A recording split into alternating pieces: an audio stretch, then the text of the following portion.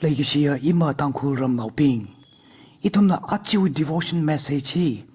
Manang rum lishit kabaisa se. 1 Timothy chapter 6 verse 6 to 10 chili. Ngahiyaw laga. Itum na machung rum kabaisa se. 1 Timothy chapter 6 verse 6. Niyang unglak kaina. Tamar kazatli. Tong kaza. Kahagva lay. Shepchi duyena. But godliness with contentment is great gain.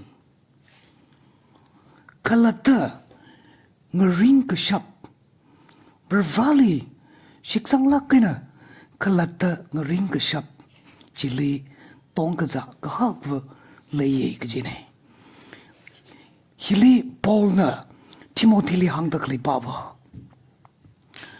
Miwi makhaulo kala makaram lo kajine. Kavreli kataya mi jiwa kalata ngarin kashapa mi akanga saye jine. Jikata mi li tongkaza kuchunga sampang eje kala vervana somi kajine. Leisha bing Paul na hangdak le baba. Verse 7 jili kata hangklay jaga. Itumli kapra atamli sinalupalan kashang katiem itumna kika makwira manay kachine kala jihwan ka mayna kati atamli la itum kika kajingramli makwiwa ba pai manay ogatiwi sinalupalan hi ogatiwi Shiman hauki kajine. Na iti kahai jitrang ji kup kahai ne. Verse 8 li kata hangkalai jaka. Paul na hangtaklai baba kalata kangarin self-satisfied. Jang? Kalata nana ina sampang taklai ji shapai re. Kala ninyang unglak kaina vervali shiksang laga tamar lay lak kaina katsat jili tong kaza kahag valaye kajiji jili kahang nay Paul na hangtak lay baba jena itumwi kashak kaza aina kashan kajon sampangay ka ji shapa da paning say da 1 Timothy chapter 6 verse 8 jili. Matalak kina hangay dale. Lagi siya ping. Miwi makahaw say. Makaram na say. Paul na hangtak lay baba.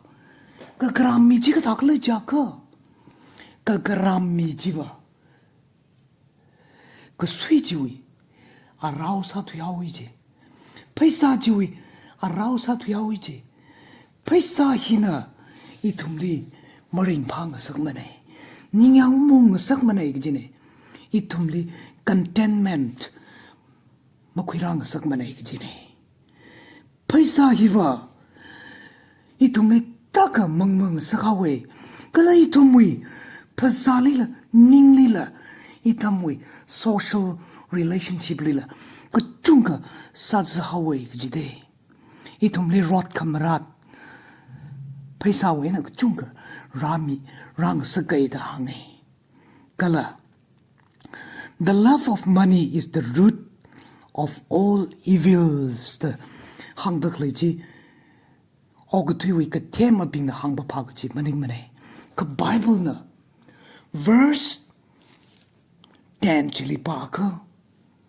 For the love of money is the root of all evil, which while some coveted after, they have erred from the faith, and pierced themselves through with many sorrows. Jide, jang, atumiwa rot kamarat, kala kakanang kachot sampang kuye jine. Paisali kakaram, paisali ngamerna kahai bingji. Seek a fool uka kanang kachu ka sampangai gijine kala athumui shik ka sangla nga jang sa khawe gijine chu wangena na ina sada khlai chui khamai ma phalo giji maning mane ka chi ka tha otli vervaliva nawi ot ka sali kala nawi sina lupa lanle paisali matai me da juk ma chu thui khai paning khui khai jiva more nei gijine vervana phaya jaka hili hang ta khlai pawa thamar le lakena khalakta khang ring hili tong ka zale giji pawa nana try salaga sam ko phamji nimyang lakena na khwilo gijine jang nana otpam ka hak phalaga tiao ka mai sam bangala o hiwa vervana ili khamine da rin phalaga salo gijine otpam ka hak jiwang paisa jiwang makhanang nalo jang jili sak mai da mapaning lo gijine legi shabing khalakta khangring na varele shikasanga mi avavu na sa khwai sa sei